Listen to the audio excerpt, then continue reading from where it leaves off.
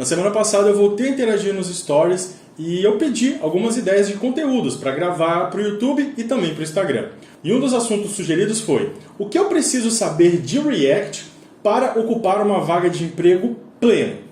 Fala, meu criador, como é que você tá? Tudo bem? Sou Daniel Bonifácio, sou instrutor de front-end aqui na Algaworks e também autor do curso especialista React. Bom, e nesse vídeo aqui um pouco mais descontraído a gente vai falar um pouquinho de mercado de trabalho, de vaga de emprego, especificamente do mercado de React.js. Bom, e antes de começar a falar sobre o assunto do vídeo, eu quero dizer que em algum momento desse vídeo eu vou soltar uma super dica muito importante para aquela pessoa que não está tão familiarizada assim com o framework ainda, mas quer se desenvolver com essa biblioteca a ponto de se tornar um especialista. Então fica ligado se for o seu caso, beleza? Então, como a gente vai falar de vaga de emprego, especificamente para pleno, quais são os requisitos ali para você ocupar uma vaga de emprego para pleno, eu quero definir junto com você o que é júnior, pleno e sênior. Isso, obviamente, a minha visão, a minha visão de mercado do que é um júnior, um pleno e um sênior. Relaxa que isso vai ser bem resumido, só que eu quero alinhar juntamente com você exatamente o que cada uma dessas faixas de senioridade é. Vamos começar então pelo júnior. Bom, então falando aqui de júnior e também estagiário, eu sei que são, para algumas pessoas pode soar até um pouco ofensivo, se você já passou pelo estágio, hoje é um júnior, ou se você não tem zero conhecimento, eu vou colocar todo mundo no mesmo pacote, mas não leve isso de maneira ofensiva. Vamos entender aqui o que eles são.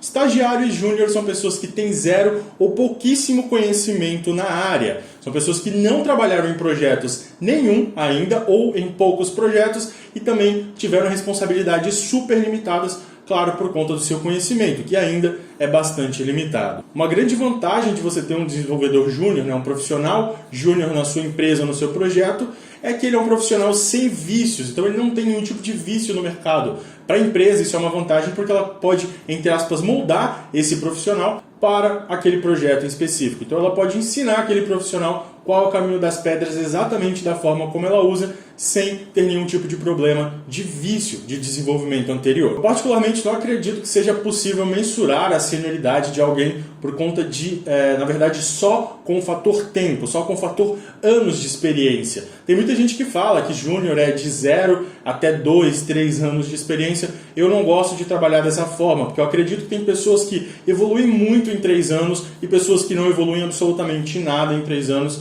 e a gente não consegue colocar todo mundo no mesmo pacote. Mas eu vou medir um pouco mais dessa questão do nível de cada um deles um pouco mais pra frente no vídeo, beleza? O pleno já é aquele profissional que consegue se virar sozinho no mercado, Aquele profissional que quando acontece algum problema, geralmente ele vai conseguir se virar sozinho, vai conseguir buscar as informações ali e vai desenvolver ali, na verdade, soluções com um pouco mais de precisão ou um pouco mais de qualidade, podemos dizer assim. Isso porque o pleno é um profissional que já tem uma experiência prévia. Ele já tem ali algum tempo de experiência. Repare que eu falei tempo e não anos, ok? Eu conheço pessoas que têm 5 anos de desenvolvimento e tomam uma surra de pessoas que eu conheço que têm apenas 1 ano de desenvolvimento, ok? Isso depende muito da forma como você leva o desenvolvimento para a sua vida. Então, o pleno é aquele profissional que já passou no desenvolvimento de algum projeto, provavelmente já colocou alguma coisa em produção e já sabe lidar e também pesquisar sobre os erros, Porque é muito comum a gente ver erros ali na área de desenvolvimento, enquanto a gente está desenvolvendo nosso software, todo mundo sabe que é muito comum isso. E o profissional pleno, ele já tem, pelo fato de ele já ter lidado com bastante erro ali, logo no começo da sua carreira, ele já sabe resolver a maioria dos erros ou mesmo sabe pesquisar. O profissional pleno, ele só vai realmente precisar de ajuda ou só vai encalhar de fato quando ele encontrar um novo problema que foge muito do seu escopo. E aí sim, então, que ele vai precisar da ajuda de um profissional com um pouco mais de experiência ou então contar com um suporte ali dedicado. Geralmente o custo-benefício para as empresas de um profissional pleno é bem superior, porque é um profissional que já tem experiência, já consegue desenvolver uma solução de qualidade e o seu salário ainda ali está na média. Não é tão alto quanto de um sênior e também, mas obviamente também não é tão baixo quanto de um júnior ou mesmo de um estagiário. E, resumidamente, o sênior é um profissional que tem amplo conhecimento de mercado, um profissional que já participou ali do desenvolvimento end-to-end, né, que a gente fala que é de ponta a ponta, desde a projeção de um software até a sua publicação e o andamento dele, a sua manutenção ali com os clientes, né? A gente chama ali da manutenção em produção de fato. Geralmente um sênior é aquela pessoa que não tem medo de encarar problemas, não tem medo de ler documentações, não tem medo de procurar nada, porque ele já está calejado, ele já sabe como resolver as coisas, ele já tem bastante experiência no mercado. Então, resumidamente, júnior, estagiário, zero ou pouquíssima experiência, pleno, uma pessoa com uma quantidade razoável de experiência, sênior, uma pessoa com muito mais experiência. A partir daí existem outros nomes que a gente dá, geralmente é o nome especialista, é uma pessoa que é sênior no contexto geral, especialista em determinada tecnologia, por exemplo, mas a gente vai deixar isso de lado porque o foco aqui mesmo são as vagas para pleno, né? A gente está falando aqui, não vamos perder a essência do vídeo, que é o que a gente precisa saber então para ocupar uma vaga de pleno. Bom, então já caindo nessa pergunta, um profissional pleno, ele precisa do quê? Ele precisa, já vou até falar para você anotar, eu estou com uma listinha aqui, porque a listinha é um pouco extensa, né, se a gente for detalhar, mas ele precisa exatamente de 5 pontos, né? Ele precisa entender 5 pontos do React, do ecossistema do React, para então ele poder adotar uma vaga de pleno. E vamos lá. O primeiro ponto é a base do React em si. Então, um profissional que ele quer ocupar uma vaga de pleno, ele obviamente vai precisar entender o que é o JSX, para que ele serve, como ele é compilado. Isso é de extrema importância. Tem muita gente que está ocupando até vagas aí de pleno mesmo, que não sabe diferenciar o que é o JSX, o que ele faz, mas eu acho que isso é de extrema importância para você e para o seu desenvolvimento. A metodologia de componentes, então como escrever componentes reutilizáveis, para que ela serve, como que ela foi... Na verdade, como que essa metodologia ela ajudou a gente no âmbito do desenvolvimento front-end no geral. Aí já voltando para a parte do React, a gente tem que entender também sobre componentes funcionais e um componente baseado em classe, qual que é a principal diferença entre eles. Hoje em dia dá para a gente trabalhar assim, 99,9% do nosso projeto só com componentes funcionais. São casos específicos onde a gente vai precisar de componentes baseados em classe, mas é importante que você entenda sim qual é a grande diferença entre eles e também trabalhar com componentes baseados em classe, até porque error boundaries, que são elementos extremamente importantes dentro do React, eles só podem ser criados com componentes baseados em classe, pelo menos até o momento da gravação desse vídeo. Você precisa entender, obviamente, também o que é o estado, o que é o ciclo de vida dentro do React. Então eu espero que você esteja anotando todos esses pontos aí, porque é extremamente importante, tá? Se você já sabe, muito bem. Vamos passar para o próximo item daqui a pouco, mas se você ainda não sabe, para cada elemento que eu estou falando aí, você vai anotando, beleza? E também é importante que você saiba um pouco sobre High Order Components. Apesar de eles não serem tão utilizados hoje em dia, você ainda vai utilizar para alguma coisinha ou outra, ou você vai ver uma utilização em algum projeto Legacy. Então, High Order Component é interessante também que você aprenda, né, a utilizar ele. Bom, depois de entendido qual é a base do React, esses pontos que eu falei aqui são importantes, depois de ter entendido todos esses pontos, está na hora de você aprender sobre validação de formulário. Eu estou falando como se fosse um roadmap, né? Eu vou tentar até falar de outra forma a partir de agora.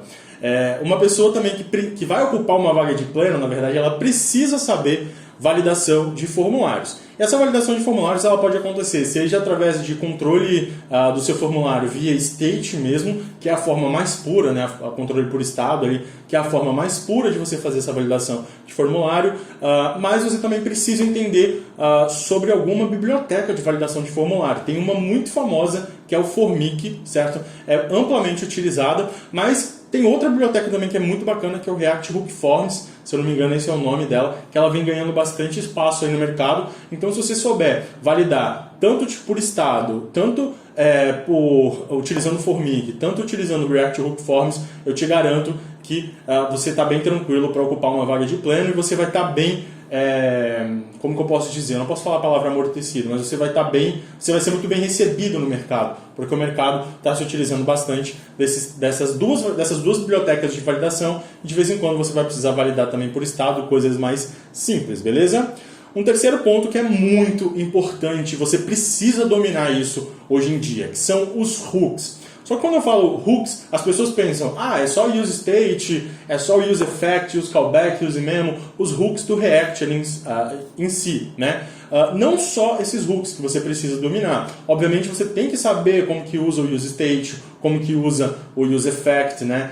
Como que ele substitui ali algumas partes do ciclo de vida, o use callback para você cachear funções, use memo para você cachear valores ali e evitar redeclaração de valores, enfim, aumentar um pouco da performance da sua aplicação. É importante você saber como eles funcionam também, mas criar os seus hooks personalizados é uma coisa que vale muito a pena. Inclusive tem um vídeo que eu já estou planejando gravar ele também, que vai falar um pouco sobre a criação de hooks personalizados. Mas aqui na AlgaWorks eu mostro, já tem um vídeo explicando como criar hooks personalizados dentro do React. Vale muito a pena você visualizar, se eu não me engano são 20 e poucos minutinhos ali que eu fico falando sobre esse assunto, e é um assunto que vale muito a pena, porque hooks personalizados te possibilitam utilizar uma arquitetura bem diferente e bem bacana dentro dos seus projetos, né? Você consegue abstrair muita lógica ali dentro dos seus hooks. E isso é muito interessante. E também uma coisa que você precisa dominar é como que funcionam as dependências dos hooks, né? Porque eu conheço muita gente que coloca as coisas ali dentro do use effect,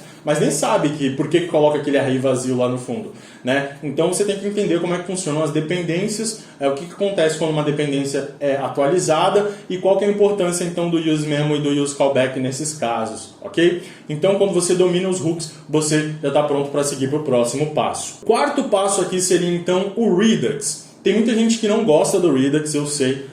Tem uma comunidade muito grande, na verdade, que fala mal do Redux pela sua complexidade, mas a gente aqui está falando de mercado, vamos ser realistas. O mercado adota o Redux, o mercado tem o Redux dentro dos seus projetos e não tem para onde você fugir. Você pode até ver um projeto ou outro ali que usa Mobex, você pode até ver um projeto ou outro que usa alguma outra biblioteca para gerenciar estado, mas o que manda no mercado mesmo é o próprio Redux. Então não tem para onde você correr, você tem que saber Redux. A sua sorte é que aqui na AlgaWorks, inclusive fui eu mesmo que gravei esse vídeo, a gente tem o guia completo para o Redux. Esse vídeo foi gravado em 2020, mas todo o conteúdo que está lá ainda serve para a atualidade. Então você pode, ao terminar esse vídeo, por exemplo, se você não souber sobre o Redux, você se prepara, porque lá tem 2 horas de puro conteúdo, mostrando tudo sobre o Redux que você precisa saber, beleza? Então já deixa anotado aí. Pô, se você não sabe como é que funciona o Redux, se você não tem certeza sobre algumas coisas, deixa anotado esse conteúdo para você assistir. Como eu disse, está aqui no canal da AlgaWorks mesmo, ok? E o Redux também ele conta com o Redux Toolkit, né? Que é uma ferramenta que eu não ensino nessa aula em específico, eu falo mais dela no curso especialista React, né? A gente utiliza muito mais dela, que é uma ferramenta que facilita o uso do Redux no geral. Então tem pessoas que não gostam de utilizar o Redux por conta da sua complexidade, mas o Redux Toolkit facilita isso pra gente, né? A gente consegue abstrair muitas coisas ali dentro, na verdade, muitas coisas do próprio Redux, né, da própria biblioteca, através do Redux Toolkit, que é uma ferramenta que vem tomando, na verdade, bastante espaço no mercado também de um ano para cá. Há um ano atrás, se for comparado a hoje, ela tem quase o dobro do número de downloads. E o importante do Redux também é que juntamente com ele você vai aprender uma nova arquitetura, que é a arquitetura Flux. Você vai entender qual que é o propósito de você ter uma arquitetura Flux, por que não utilizar o MVC dentro do React, né?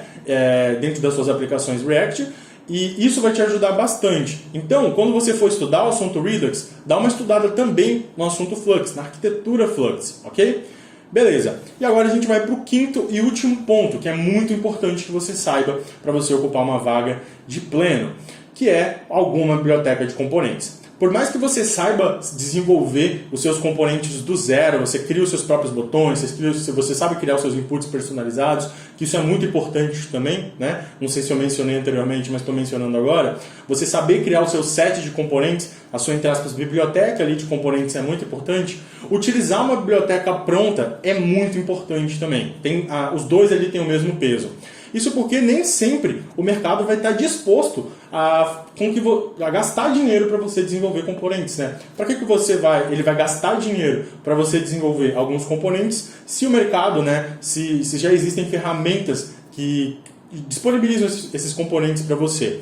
Então, esse é um ponto muito importante e você tem que aprender alguma biblioteca de componentes. Tem duas bibliotecas que são extremamente conhecidas. A primeira delas é o Anti-Design, inclusive é a ferramenta que eu ensino no curso Especialista React. Eu recomendo muito, ela é bem agnóstica visualmente, não fica ali com cara de uma aplicação Android, né, feita para Android, ou mesmo uma aplicação feita para iOS. Eu acho ela bem agnóstica, ela é bem personalizável também, então eu gosto bastante dessa parte, mas se você não curte ela, também tem o Material UI, que é uma biblioteca que aplica o Material Design, que é aquele guideline, né, aquele design system do Google. Se você tem um celular com Android puro, tipo um Motorola, pelo menos os Motorolas até o G6 por aí, você tem o seu celular inteiro, o visual dele é seguindo o padrão do Material Design, beleza? Que é o padrão do Android, tá? Se você tiver algum Android personalizado, como Xiaomi, Samsung, enfim, você não vai conseguir notar tanto assim.